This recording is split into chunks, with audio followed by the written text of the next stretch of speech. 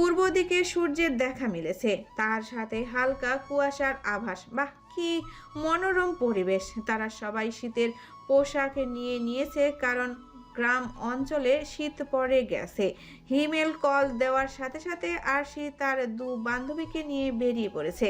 তার সাথে আরিফ আহমেদ মেয়েকে এগিয়ে দিতে এসেছেন। আরশি গাড়ির কাছে আসলে দেখতে পায় আরাফ দাঁড়িয়ে আছে। তার পরনে কালো শার্ট আর কালো প্যান্ট, চুলগুলো সুন্দর করে সেট করে রাখা, বুকের কাছে কালো সানগ্লাস আর হাতে কালো ব্যান্ডের ঘড়ি। আরাফকে দেখে আরশি মুচকি হাসছে। একদম পারফেক্ট লাগছে তাকে, চোখ সরানো দায় প্রায়। আরাফ দূর থেকে আরশিদের আসতে দেখলো। আরশির পরনে কালো রঙের লং ড্রেস, তার সাথে ম্যাচিং হিজাব, মুখে হালকা মেকআপ, ভাসা ভাসা চোখে কাজলের রেখা টানা। একজন উজ্জ্বল শ্যামলা বর্ণের পরী হেঁটে আসছে তার দিকে, যার মুখ জুড়ে প্রাণবন্ত হাসি। আরশির হাসির রেশ দেখে প্রতিটি মুহূর্ত আরাবের বক্ষপিঞ্জরে থাকা হৃৎপিণ্ডটি অবিরাম দ্রুত গতিতে কেঁপে উঠছে। সে কেঁপে ওঠার আওয়াজ কাছে আসায় যে কেউ শুনতে পারবে। সৌভাগ্যক্রমে আরশি আর আরাফের ড্রেসের কালার ম্যাচ হয়ে গেছে, যা বুঝতে পেরে আরশি লজ্জায় লাল হয়ে গেছে, কিন্তু কেন সেটা সে নিজেও জানে না। ঈশান একটু পরেই দৌড়ে আসলো। ঈশান আজ সাদা শার্ট পরেছে, তার সাথে ব্লু জিন্স, চোখে চশমা। একজন সুদর্শন যুবকের থেকে কোনো গুণে কম না। জেসি মাহি আজ ম্যাচিং করে পিঙ্ক আর হোয়াইট কালারের ড্রেস পরেছে, হিমেল ব্লু শার্ট আর প্যান্ট পরেছে। সবাইকে আজ সুন্দর থেকে সুন্দর লাগছে, হায় নজর না লাগুক। আরিফ আহমেদ ঈশান আর আরাফের কাছে গিয়ে বললেন, বাবা, আমার মেয়েটাকে একটু দেখে রেখো। সহজ সরল মেয়ে আমার, একা কোথাও কখনো যায়নি। সাবধানে চলাচল করো। আর কোনো সমস্যা হলে আমায় কল দিও। হ্যাঁ, আর কিছু টাকা দিয়ে দিই। ও যা যা চায় তা কিনে দিও। ওর কাছে দিলে ও হারিয়ে ফেলবে। আরিফ আহমেদ টাকা দিতে চাইলে আরাফ টাকাটা নেয় না।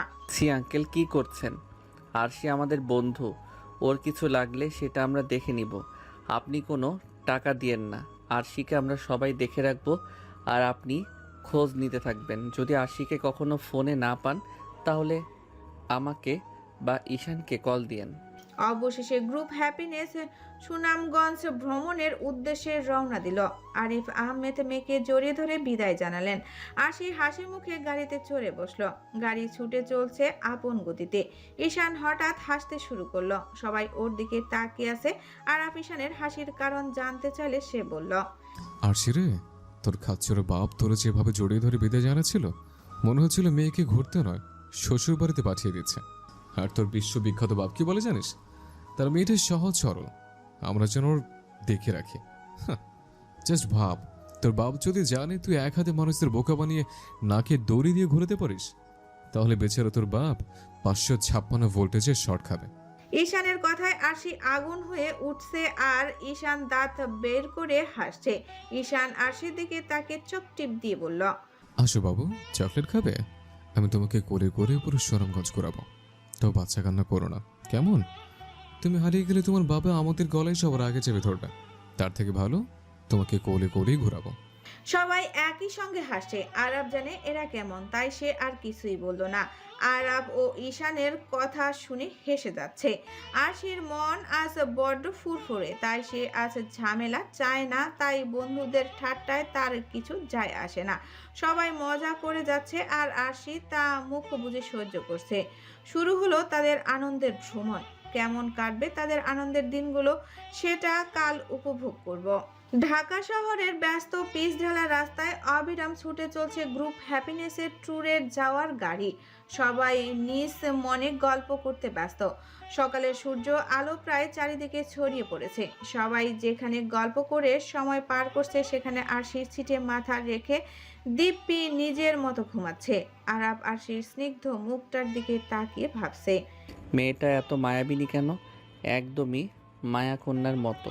সকাল প্রায় 9টা বেজে গেছে। সবার ক্ষুধাও লেগেছে প্রচুর, কিন্তু মহা মানবী আরশি কন্যা সে এখনো স্বপ্নের রাজ্য ভ্রমণ করতে ব্যস্ত। ঈশান আরশিকে ডাকলে আরশি তাতে উঠল না। হিমেলের পেট একটু পর পর সতর্ক বাণী দিচ্ছে যে তার খাবার চাই। সে সহ্য করতে না পেরে সে চিৎকার করে বলে উঠল, এই যে আরশি আপা, উঠুন, আপনার ট্রেনের সময় হয়ে গেছে। ওই দেখুন, ট্রেনে করে আপনার জামাই চলে যাচ্ছে অন্য মহিলার হাত ধরে। উঠুন আপা, উঠুন। আরশি হঠাৎ চোখ খুলে তার সদ্য ঘুম ভাঙা কণ্ঠে বলল, কি? ধর শালাকে, আমাকে ছেড়ে অন্য মহিলার হাত ধরে ট্রেনের উঠে? কত বড় দুঃসাহস! বলেই সে তার পার্স ব্যাগ নিয়ে গাড়ি থেকে বেরিয়ে পড়ল আর বলল, কই কই ওই শালায়? আজ ওর একদিন আর আমার যে কয়দিন লাগে, এই পার্স ব্যাগে ওর কপালে ফিক্কে মারবো। কই গেল শালায়? আশি আশেপাশে তাকিয়ে কিছুক্ষণ খুঁজলো। পরবর্তীতে তার মনে পড়ে গেল যে তার তো এখনো বিয়েই হয়নি, তাহলে জামাই আসবে কোত্থেকে? আশি দাঁত কামড়ে পেছনে ফিরল, দেখলো তার বন্ধুরা গাড়ির বাহিরে একজন হাসতে হাসতে মাটিতে বসে পড়েছে। আরাব তো গাড়ির সাথে মাথা রেখে হাসছে, বাকি সবাই নিচে বসে পড়েছে। মনে হয় আজকে হাসতে হাসতে সবাই পটল তুলবে এখানে। আর সেই রাগ তরতর করে বাড়তে লাগলো। সে জোরে রাগান্বিত কণ্ঠে বলে উঠল, আইনস্টাইনের বাচ্চা, আজ তোরে কে বাঁচায় আমিও দেখবো। আরশি হিমেলের পেছনে দৌড়াচ্ছে আর হিমেল প্রাণপণে পালাচ্ছে। ঈশান ঢোক গিলে বলল, পালা হিমেল পালা, আজ আমার জানামন প্রচুর খেপে গেছে, থামলে তো উপরে চলে যাবে। প্রায় অনেকক্ষণ চেষ্টার ফলে আরশিকে ঠান্ডা করা গেছে, কিন্তু সে এখনো হিমেলকে ভয়ানকভাবে দেখে যাচ্ছে আর বেচারা হিমেল অসহায় মুখ নিয়ে তাকিয়ে আছে। ব্যস্তময় শহর থেকে প্রকৃতির রাজ্যে ঘুরে বেড়াচ্ছে দুরন্ত বিশিষ্ট গাড়িটি।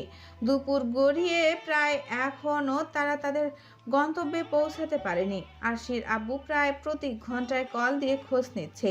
এত কল দিতে দেখে ঈশানের মেজাজ খিটখিটে হয়ে উঠেছে। ঈশান তেতে উঠে বলল, এই খাচ্ছর বাপের মেয়ে, তোর বাপ শুরুটা করছে কি? হ্যাঁ, এত কল তো আমাদের বাপ্পাও দেয়নি, যতটা তোকে দিচ্ছে। তোর বাপকেও নিয়ে আসতে, তাহলে সে তোকে কোলে নিয়ে বসে থাকতে পারতো। যত সব, মানুষ কল দেয়, খোঁজ নেয়, কিন্তু সেটার একটা লিমিট থাকে। ঈশান কথাগুলো বলে পিছনে ফিরে দেখলো আরশি ঘুমাচ্ছে। ঈশান হাঁ করে তাকিয়ে আছে। জেসি আর হিমেল হেসে বলল, তোর ভাগ্য ভালো যে ও ঘুমাচ্ছে, না হলে তোকে আজ কে বাঁচাতো। ঈশান শ্বাস ছেড়ে বলল, ওর মতো কুম্ভকর্ণের মতো ঘুমাতে আমি কাউকে দেখিনি।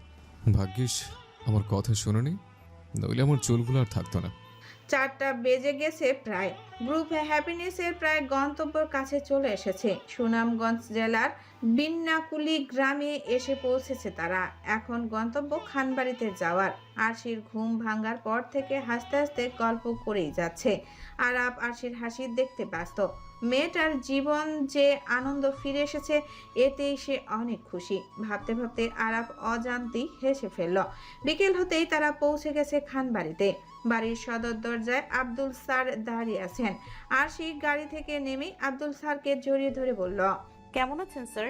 আপনাকে ধন্যবাদ দেওয়াটা বাকি রয়ে গিয়েছে। ধন্যবাদ স্যার, আমাকে নতুন একটা জীবন উপহার দেওয়ার জন্য। আব্দুল স্যার হেসে বললেন, আমি তো শুধু তোমার বাবাকে বুঝিয়েছি, কিন্তু আমাকে ভরসা আর সাহস দিয়েছে আরাফ। আরাফই আমাকে বলেছিল আরশি আবার হাসবে। তোমার বাবাকে ভালোভাবে বুঝিয়ে বলায় হলেই সে বুঝতে পেরেছে। তেমন কিছুই করিনি আমি। আরশি পেছনে ফিরে আরাফকে দেখতে লাগলো।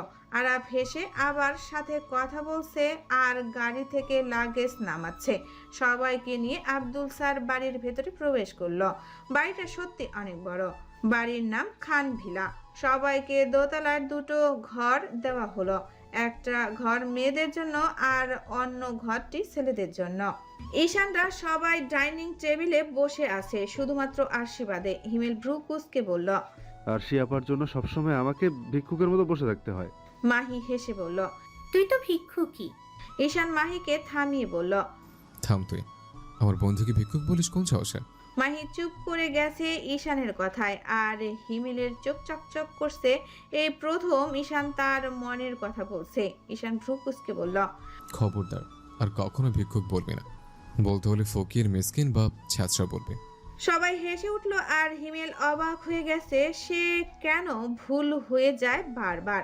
তাকে বাস খাওয়ানোর জন্যই ঈশানের জন্ম হয়েছে, সেখানে তার থেকে অনুগ্রহ পাওয়া বিলাসিতার মতো। হঠাৎ পেছন থেকে এক মধুর কণ্ঠস্বর ভেসে এলো, আমাকে ছাড়া কি কথা বলা হচ্ছে শুনি? সবাইকে অবাক করে দিয়ে আজ আরশি হিজাব ছাড়া সবার সামনে উপস্থিত হয়েছে। ঈশান দেখছে তার অনিশি এক কথায় বলতে গেলে তার জানেমান ঠিক মেঘকন্যার মতো তার সামনে দাঁড়িয়ে আছে। ঈশান সম্পূর্ণভাবে বাকহারা হয়ে গেছে। আরাফ আরশিকে আপাতমস্তক দেখলো। গোলাপি রঙের সালোয়ার কামিজে এক মায়াবী দাঁড়িয়ে আছে, যার কেশ কোমরের অনেক নিচ পর্যন্ত চলে এসেছে। আরশির চুল যে এত পরিমাণ সুন্দর তা তারা কেউই আশা করেনি। সবাইকে ওর দিকে তাকিয়ে থাকতে দেখে আরশি থতমত খেয়ে গেল আর বলল, তোরা এইভাবে আমাকে দেখছিস কেন? মাহি বিমোহিত কণ্ঠে বলে উঠল। তোর চুল। আরশি নিজেকে ভালো করে দেখে নিয়ে হেসে বলল, ও আসলে আজ সকালে গোসল করে বের হয়েছিলাম তো, তাই চুলগুলো ভেজা রয়ে গিয়েছে। মানুষ চুলে নজর লাগিয়ে দেয় শুনেছিলাম, তাই হিজাব ছাড়া বের হই না। ছোট থেকে আমার চুল এমন। সবাইকে সবটা বুঝিয়ে আরশি খেতে বসলো। গ্রামের রান্না মানে অনেক সুস্বাদু। আরশি তো খাচ্ছে কম আর গুণ গাইছে বেশি। আব্দুল স্যাররা 3 ভাই আর 2 বোন। বোনেরা শ্বশুর বাড়িতে থাকে। আব্দুল স্যার ঢাকায় থাকেন আর বাকি ভাইরা গ্রামেই বাড়িতেই থাকেন। আব্দুল স্যার সবার ছোট, তাই সবার ভালোবাসাটাও বেশি পাওয়া হয় তার। বড় চাচি তাদের আদর যত্ন করে খাওয়াতে ব্যস্ত। আব্দুল স্যারের ওয়াইফ বাবার বাড়িতে গিয়েছেন, কাল আসবেন। আর আব্দুল স্যার ছেলেদের সবাইকে নিয়ে বেরিয়েছেন গ্রামটা ভ্রমণ করিয়ে আনতে। আরশিরা সবাই খাবার খেয়ে ঘরে গিয়েছে বিশ্রাম নিতে। কখন থেকে পায়চারি করছিস? কি হয়েছে কি বল? জেসির কথার পৃষ্ঠে আরশি মাথা ঘুরিয়ে তাকালো জেসির দিকে, তার সাথে ঘড়ির দিকেও তাকালো। বেবি রে, আমি কিছুতেই মানতে পারছি না। মাহি খাটে বসতে বসতে বলল, কি মানতে পারছিস না? আরশি হতাশার শ্বাস ছেড়ে বলল, একে তো স্যার ওদের নিয়ে গ্রাম ঘুরে এসেছে, আবার ওদের লেপ কাঁথা সব দিয়ে দিয়েছে, আর আমাদের দিয়েছে কম্বল। আমরা গ্রামে ঘুরতে এসেছি, সেখানে সব থাকবে গ্রামের মতো। ওদেরকে লেপ কেন দেয়া হলো? লেপে মুড়ো দিয়ে আমি ঘুমাবো, ওরা নয়। জেসি আরশির কথা শুনে বলল, তোর মাথার সবটা ঠিক আছে তো? ল্যাপের জন্য তুই এরকম করছিস? রাত 12টা পার হয়ে গেছে, এখন অন্তত ঘুমা বোন। কাল লেপের ব্যবস্থা করে দিবনি। আরশি হাত উপরে তুলে বলল, कभी नहीं, एक बार जाबो मैंने कह दिया, तब मैं अपनी बाप के भी नहीं सुनता हूँ। মাহি দাঁত বের করে হেসে বলল, আরশি রে, গ্রামে এসে তোকে তো মনে হয় কোনো ভারতীয় আত্মাই ধরেছে। যা আরশি যা, জিলে আপনি জিন্দেগি। জেসি এদের কথা শুনে হাসবে নাকি এদের থামাবে বুঝতে পারছে না। আশি কোনো কথা না বলে কম্বল উঠিয়ে বেরিয়ে পড়ল। জেসি চেয়েও আটকাতে পারল না। আশি সোজা ঈশানদের রুমে এসে পা দিয়ে দরজা ধাক্কাতে লাগলো। কিছুক্ষণ পর আরাফ দরজাটা খুলে আশিকে দেখতে পেল। আরাফ আশিকে কিছু জিজ্ঞাসা করবে তার আগে আশি ভেতরে ঢুকে গেল। ঈশান আশিকে এত রাতে কম্বল সমেত দেখতে ঢোক গিলে বলল, জানেমান, তুই এখানে ঘুমাতে পারবি না। 3 জন ছেলের মাঝে তুই ঘুমাবি। ব্যাপারটা কেমন লাগবে, তাই না? বল। আশি চোখ ছোট করে তাকিয়ে বলল, তোদের মতো কাল সাপদের সাথে ঘুমোতে আমার বইয়ে গেছে। আমি একটা জিনিস আমার সাথে নিয়ে যেতে এসেছি, আর কিছুই না। ঈশান লজ্জা পাওয়ার ভাব ধরে বলল, যা দুষ্ট, আমাকে কল দিলে তো আমি চলে যেতাম। শুধু শুধু কষ্ট করে এলি কেন? আশি হা করে কথা শুনলো, পরে মাথা ঝাঁকিয়ে বলল, তোর সাথে থাকলে যে কেউ পাগল হয়ে যাবে, লাগামহীন বিয়াদ্দবের 3 নাম্বার বাচ্চাটা। আশি তার কথা শেষ করে ওদের গায়ের উপর থেকে লেপটা এক টানে নিয়ে নিল আর বলল, তোরা কম্বলটা গায়ে দিয়ে চুপচাপ শুয়ে পড়, আমি লেপটা নিয়ে গেলাম। আশি লেপ তো নিয়ে নিল, কিন্তু লেপটার ওজন ওর থেকেও অনেক বেশি মনে হচ্ছে, তাই সে নিতে পারছে না। আর সাহায্য করতে চাইলেও তাও সে গ্রহণ করলো না। অবশেষে আশি লেপটা তার শরীরের পিঠ থেকে ফেলে দিয়ে সামনে নিয়ে এলো। তার শরীরের সাথে লেপটা পেঁচিয়ে রুম থেকে বেরিয়ে গেল। দেখে মনে হবে কোনো ভূত হেঁটে যাচ্ছে। হিমেল এবার উচ্চস্বরে হেসে বলল, আরশি আপাকে দেখতে পুরো পেতনির মতো লাগছে। আশি পিছু ফিরে মুখ ভেঙচি কেটে বেরিয়ে পড়ল। আর আপ মুস্কি হেসে দরজাটা লাগিয়ে দিল। হাসি লেপটা পেয়ে নাচতে নাচতে কোমর দুলিয়ে হেঁটে হেঁটে রুমে যাচ্ছে।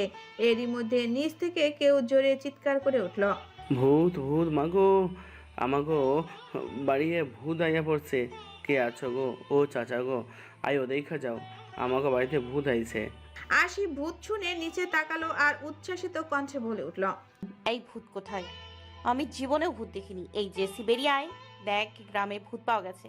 জেসি দৌড়ে আসলে আশি হাসি মুখে বলে উঠল, বেবি জলদি আমাকে ভূতের সাথে দুইটা ছবি তুলে দে তো, আমি এর আগে কখনো ভূত দেখিনি। জেসি আশিকে থামিয়ে পরিস্থিতি বোঝার চেষ্টা করছে। এরই মধ্যে বাড়ির সকল লাইট জ্বলে উঠল আর বাড়ির সকল সদস্য নিজ নিজ ঘর থেকে বেরিয়ে এলো। বড় চাচা হাতে করে তার বাবার পুরনো লাঠি নিয়ে বের হয়ে আসলো, আর এই বাড়ির কাজের মহিলা এক হাতে ঝাড়ু নিয়ে এসে বললেন, কই গেছে ওই ভূত? ওই পিছা দিয়া পিডিয়া আজকে এই বাড়ি থাইকা ভূত বার কইরা সারুম। কই গেছে ওইটা? সবাই আশেপাশে তন্ন তন্ন করে ভূত খুঁজতে ব্যস্ত। আর আশি আস্তে আস্তে সিঁড়ি দিয়ে নিচে নেমে আসলো লেপ সহ।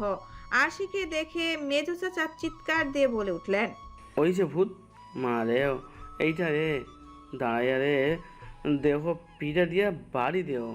আশি তার কথা শুনে ভয় পেয়ে লেপটা ছেড়ে দিয়েছে আর লেপ নিচে পড়ে যেতেই সবাই আশিকে দেখতে পেল। আশি বারবার ঢোক গিলছে। এরই মধ্যে আরাব সহ সবাই নিচে নেমে এলো। আরাব প্রশ্ন করলো, কি হয়েছে এখানে? আব্দুল স্যার ব্যাপারটা আন্দাজ করতে পেরে সবাইকে বুঝিয়ে ঘরে পাঠিয়ে দিলেন আর আশিকে বললেন, আরশি, এভাবে ভয় দেখানোর উচিত হয়নি তোমার। আর এমন করবে না কেমন? যাও এখন ঘুমিয়ে পড়ো। আরাব বাঁকা হেসে আরশির কানে কানে বলল। ম্যাম, ভয়ের ডোজটা একটু বেশি হয়ে গেছে মনে হচ্ছে। আরশি মুখটা করুণ করে বলল, আমি তো কাউকে ভয় দেখাতে চাইনি। ওই হাদারামের মতো দেখতে ছেলেটা ভূত আর মানুষের মধ্যে পার্থক্যটা চিনে না নাকি? ওর চোখে ছাই পড়ছে মনে হয়। ঈশান পাশ থেকে বলল, আগে আমরা জানতাম তুই একটা পেতনি, এখন পুরো পরিবারের সবাই জেনে গেছে, কাল পুরো গ্রাম জেনে যাবে। তোর জন্য কি দিনও দেখতে হচ্ছে? আরশি আর কি বলবে, শেষমেশ গ্রামের লোকজন তাকে ভূত পেতনি বানিয়ে দিল। আরশি এখন মনে মনে বলছে, हाय मेरी फूटी किस्मत, मैं तो बर्बाद हो गया, मेरी इज्जत की तो फालूदा बन गया। আফসোস করতে করতে আরশি নিজের রুমে গিয়ে ঘুমিয়ে পড়ল। এই ভেবে বাকি দিনগুলো তার আর কি কি দেখতে হতে পারে, আর কি কি নামে তাকে মানুষ ডাকবে, এই ভেবেই আরশি ঘুমের রাজ্যে হারিয়ে গেল। আরও একটি নতুন দিনের সূচনা ঘটছে পূর্ব দিগন্তে সূর্য ওঠার মাধ্যমে। কিন্তু ভোরের সেই সূর্যের রেশ মাত্র অল্প কিছু সময়ের। ঘন কুয়াশা ছড়িয়ে আছে গ্রাম জুড়ে, তার সাথে ভেসে আসছে মোরগের ডাকের আওয়াজ। আশির ঘুমের মধ্যে হঠাৎ উপলব্ধি করতে পারলো তার মুখের উপর কেউ ঝুঁকে আছে, আর সে ফিসফিস করে কিছু একটা বলছে। আশির চোখ থেকে ঘুমের রেশ কেটে যায়। সে অন্ধকারের কারো প্রতিবিম্ব লক্ষ্য করে। যেই না চিৎকার করতে যাবে অমনি কেউ তার মুখ চেপে ধরে। আশি ছটফট করতে থাকে। ঠিক সেই সময় এক মেলি কণ্ঠধ্বনি ভেসে আসে। আরে এত চেঁচামেচি করছিস কেন পাগল? আশি বুঝতে পারে এই মেলি কণ্ঠ স্বরটি জেসির। আশি বুক ভরে শ্বাস নিয়ে বলল, ওই ও তুই কিন্তু এমন ফিসফিস করে কথা বলছিস কেন? কি হয়েছে? জেসি এবার ফোনের ফ্ল্যাশ লাইট অন করলো আর আরশি জেসির রূপ দেখে খাট থেকে নিচে নেমে দাঁড়ায় আর বুকে হাত দিয়ে বলল, আমাকে তোর এই ভয়ঙ্কর রূপ দেখিয়ে কি উপরে পাঠিয়ে দিতে চাস নাকি? শোন জেসি, আমার কিন্তু এখনো বিয়ে করা হয় নাই, তাই তোর এই রূপ আর আমাকে দেখাতে আসবি না। জেসির কি বলা উচিত সে ভুলে গেছে। সে কিছু বলবে তার আগে মাহি আরশির কাঁধে হাত দিয়ে ডাক দিল, বান্ধবী। আশি পেছনে ফিরে দেখলো মাহি জেসির মতো চাদর দিয়ে মুখ সহ শরীর ঢেকে ফেলেছে, শুধু চোখগুলো দেখা যাচ্ছে। আরশি লাফ দিয়ে বলে উঠল, ও বাবা গো। জেসি আরশির মুখ চেপে ধরে বলল, আরে আস্তে কথা বল। আরশির দম নিয়ে ফিসফিস করে বলল, তোরা এমন গাম্বার সিং এর মতো ডাকু সেজে কি করছিস? জেসি হেসে বলল, কাল এখানে আসার পথে গ্রামের রাস্তার ধারে খেজুর গাছে রসের হাঁড়ি টাঙাতে দেখেছিলাম। এখন তো নিশ্চয়ই রসে হাঁড়ি ভরে গেছে। আমরা কখনো শহরের টাটকা খেজুরের রস খাইনি, তাই সেটা খেতেই যাচ্ছি। কিন্তু ঈশান আর বাড়ির বাকি সবাইকে তা বলা যাবে না। আরশি তার ভাষা ভাষা চোখ নিয়ে তাকালো। তোরা সত্যি বলছিস? আমিও যাব। মাহি মাথা চাপড়ে বলল, তোকে সাথে নিব দেখেই তো এতক্ষণ ধরে ডাকছিলাম। আরশি যেতে রাজি হয়েছে। এটা শোনা মাত্র জেসি আরশিকে তাদের মতো চাদর দিয়ে চোরের মতো বানিয়ে দিয়েছে। তোরা নিজেরা চোরের মতো সেজেছিস বলে আমাকেও তোদের মতো বানাবি? এটা কেমন দুর্নীতি? ঠিক চোরের মতো সিঁড়ি দিয়ে নামছে 3 বিশ্ববিখ্যাত মানবী। আরশি তো আশেপাশে দেখছে আর নামছে। খুব সতর্কতার সহিত তারা সদর দরজা পেরিয়ে বাইরে চলে আসলো। মাহি সবাইকে তাড়া দিয়ে বলল, আরে তাড়াতাড়ি চল, ভোরের আলো আরো ফুটে যাবে তো। সবাই দ্রুত পায়ে হাঁটা নিল সামনের রাস্তার দিকে। প্রকৃতির সৌন্দর্য বিশিষ্ট গ্রামের আঁকাবাঁকা রাস্তা দিয়ে হেঁটে যাচ্ছে 3 রমণী। তারা সবাই সারিবদ্ধভাবে দাঁড়িয়ে থাকা গাছগুলোর দিকে তাকিয়ে আছে। মাহি ভাবুক নয়নে চেয়ে বলল, আরশি, তুই হাড়িটা পার যা। আশি চোখ ছোট করে তাকিয়ে বলল, তুই তো লম্বা, তাহলে হাঁড়িটা তুই পার, আমাকে কেন বলছিস? জেসি রেগে বলল, সর গাধার দল, হাড়ি আমিই পারছি। তোরা নজর রাখ, আশেপাশে কেউ যেন দেখে না ফেলে। মাহি আর আশি আশেপাশে নজর রাখছে আর জেসি কোনো মতে গাছের উপরে উঠছে। গাছটা আহামরি উঁচু নয়, তাই তাদের রস পাড়তে বেশি কষ্ট করতে হয়নি। জেসি রস পেরে আশির হাতে দিল। আশি মনে মনে ভাবল, জেসি নামার আগে একটু রস খেয়ে দেখি কেমন লাগে। ওরা আসলে আমার ভাগে কম পড়ে যাবে। যা আরশি, চুপচাপ এখান থেকে কেটে পড়ে। আশি ধীর পায়ে সাইড দিয়ে আর একটু রাস্তার পাশে চলে আসলো। এবার সে রসটা একা খেয়ে নেবে। আশি রসটা খাওয়ার আগে কেউ একজন তার হাত ধরে ফেলে আর বলে ওঠে, চোর কোথাকার, মানুষের গাছের রস চুরি করে খাচ্ছেন, তাও একটা মেয়ে হয়ে। আশি ঢোক গিলে আবার একা একা রস খেতে গিয়ে ধরাটা সে একাই খেয়ে গেল। আশির গলা কাঁপছে, ভয়ে শরীর থেকে ঘাম পড়ছে।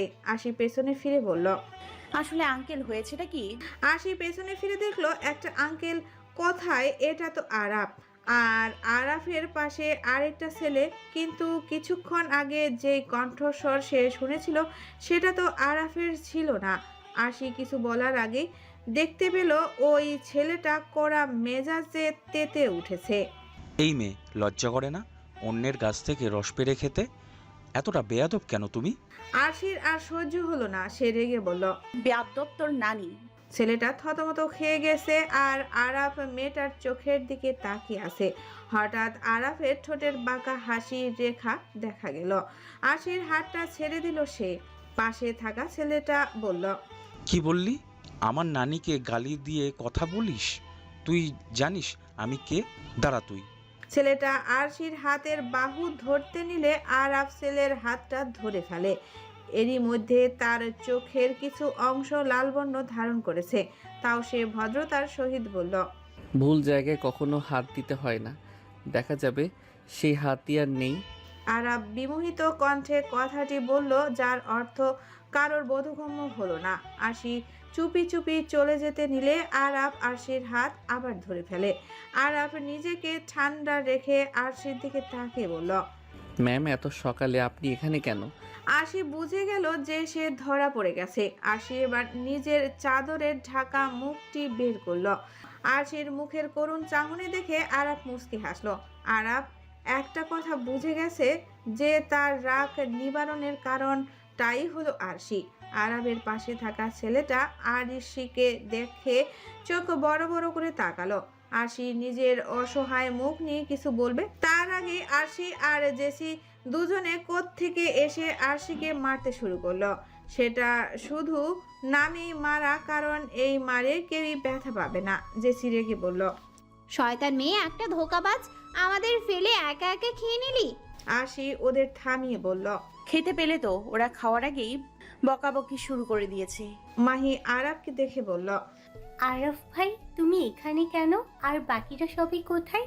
আরাফ বাঁকা হেসে পেছনে তাকাতে ইশারা করলো। সবাই পেছনে তাকিয়ে দেখতে পেল ঈশান গাছে উঠছে। হিমেল ঈশানের কোমর ধরে ওকে ওঠানোর চেষ্টা করছে। দূর থেকে দেখলে মনে হবে হিমেল ঈশানের পাছায় ধাক্কা দিয়ে উঠিয়ে দিচ্ছে।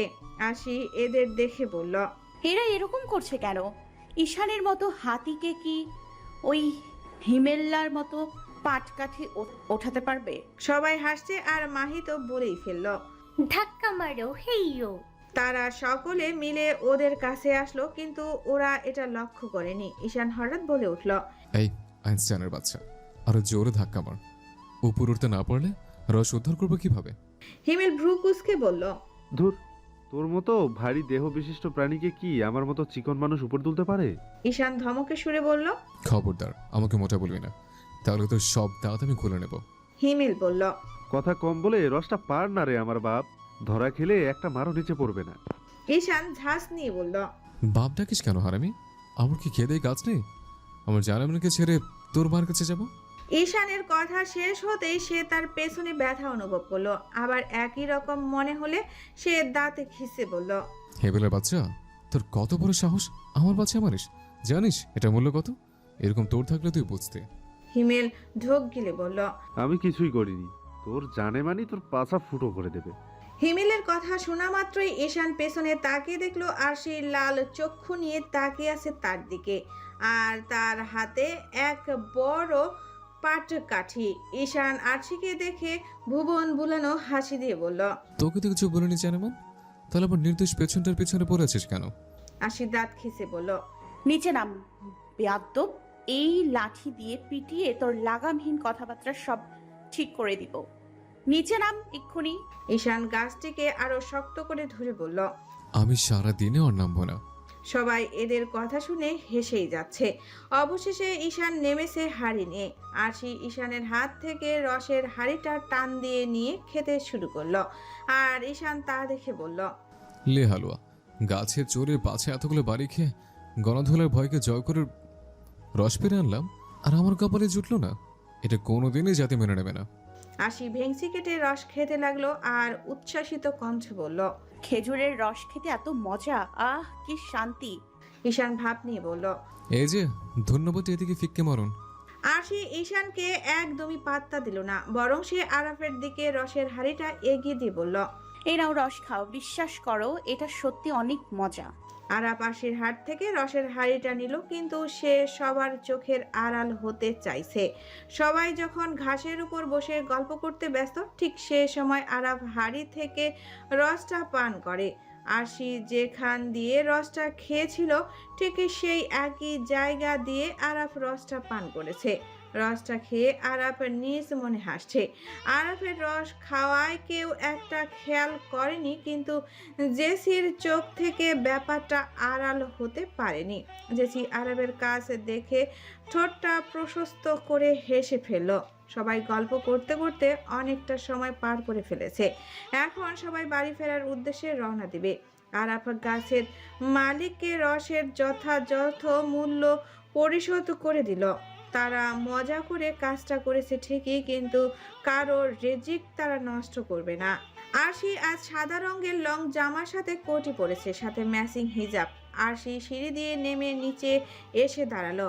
এরই মধ্যে একজন ছেলে আরশির সামনে দাঁড়িয়ে বলল।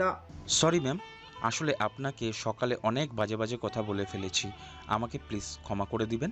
আরশি ভ্রু কুঁচকে বলল। বাই দ্য ওয়ে, আপনি এখানে কেন? ছেলেটি হেসে বলল। আমার নাম জামিল খান, এই বাড়ির মেজো ভাইয়ের ছেলে আমি। আরশি অবাক নয়নে বলল।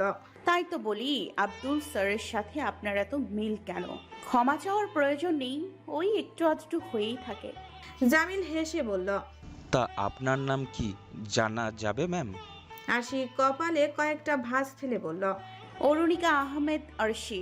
আর শুনুন, আমাকে ম্যাম বলে ডাকার পারমিশন আমি সবাইকে দিইনি, আপনি আমাকে আরশি বলে ডাকুন।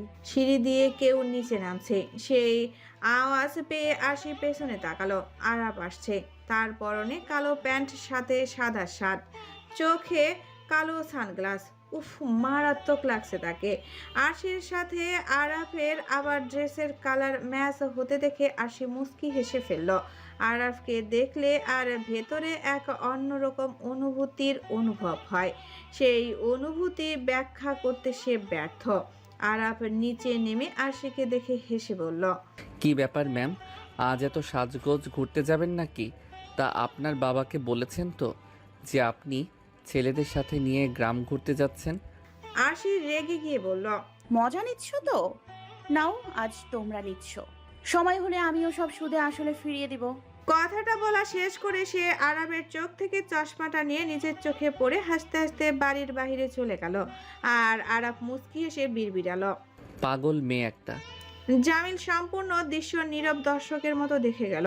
আরশি বাহিরে চলে যেতেই সে আরাফের পাশে এসে দাঁড়িয়ে বলল। তুই আরশিকে ম্যাম বলে ডাকলেও ও কিছু বলল না, কিন্তু আমি ডাকলাম, পরে রেগে গেল। ব্যাপারটা কেমন অদ্ভুত, তাই না? আরাফ মুচকি হেসে বলল, আমরা সবাইকে সব নামে ডাকার অধিকার দেই না, ঠিক তেমনি আরশি করেছে, এতে অন্যায়ের কিছু নেই। সবাই আজ মন ভরে গ্রাম ঘুরছে। আরশি তার বাবা মাকে ভিডিও কল দিয়ে সম্পূর্ণ গ্রামটা দেখাচ্ছে। তার বাবা আরশির মুখের হাসি দেখে খুবই খুশি। তিনি শুধু চান তার মেয়েটা সাবধানে ফিরে আসুক। আরশি কল কাটতেই ঈশান আরশির কাঁধ ধরে বলল,